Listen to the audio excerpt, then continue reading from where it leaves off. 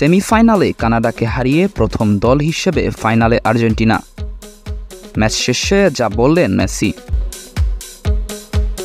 Copa America 2024 আসরের প্রথম semifinal আজ 10 জুলাই বাংলাদেশ সময় সকাল 6টায় অনুষ্ঠিত হয়।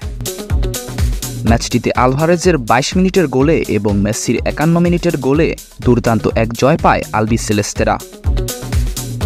জয়টির মাধ্যমে কোপা আমেরিকা 2024 আসরের ফাইনালে প্রথম দল হিসেবে নাম লেখান মেসিরা। ম্যাচটিতে লিও সেরা খেলোয়াড় হিসেবে বিবেচিত হন। ম্যাচ শেষে মেসিকে জিজ্ঞেস করা হয়, আচ্ছা লিও, আরেকটা ফাইনাল, তুমি কেমন অনুভব করছো? উত্তরে মেসি বলেন, সত্যি বলতে টুর্নামেন্টটি যথেষ্ট কঠিন ছিল, প্রতিদ্বন্দ্বিতা আগের মতোই সমান ছিল।